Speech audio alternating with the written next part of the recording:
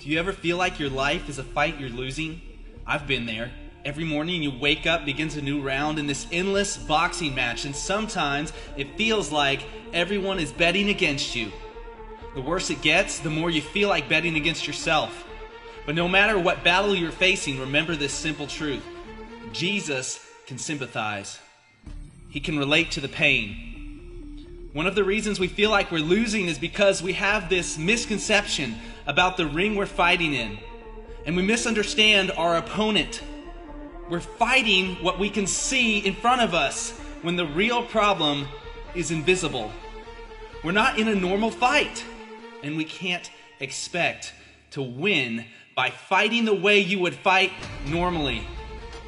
We're on a spiritual battleground. To win in that arena, we must learn to fight like Jesus. And Jesus fought differently. In John 18:36, Jesus says, "My kingdom is not of this world. If my kingdom were of this world, then my servants would be fighting so that I would not be handed over to the Jews. But as it is, my kingdom is not of this realm." Jesus is saying we won't win this fight with natural might. To win a spiritual battle, we've got to fight with spiritual weapons. Paul says the same thing in Ephesians 6:12. "For our struggle is not against flesh and blood." Then what are we fighting, Paul? The spiritual forces of wickedness in the heavenly places. The Apostle Peter didn't get it at first. He fought the way we fight, with whatever was in his hand. When the soldiers arrest Jesus in the garden, Peter takes out his sword and he starts swinging. But Jesus immediately says, "Put your sword away." Then he asks Peter in John 18:11, "The cup which the Father has given me, shall I not drink it?" He's saying, shouldn't I do what God has told me to do? Jesus is revealing his secret here. Jesus knew who his opponent was, but he also knew who his coach was. God the Father was the trainer in Jesus' corner, and he had been telling him exactly what to do the whole time. Jesus was casting out demons, he was healing the sick, restoring life to dead people, and then suddenly, when it seemed like Jesus was winning, God told him to start taking the hits. The Father said, "Stand still and let yourself get hit."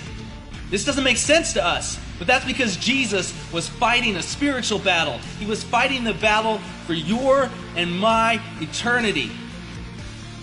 Jesus says in John 15:13, "Greater love has no one than this, that one lay down his life for his friends." Jesus began to lose a physical, psychological, emotional, and mental battle, all the while believing that he would win the spiritual war. The more he listened to the voice of his coach that day, the worse it got. He allowed himself to be stripped down, mocked, spat on, beaten, and tortured for our sakes. Then in the greatest act of love in human history, he allowed them to hang him up on a cross. Yet, Jesus kept fighting differently. When we're losing, what do we usually do?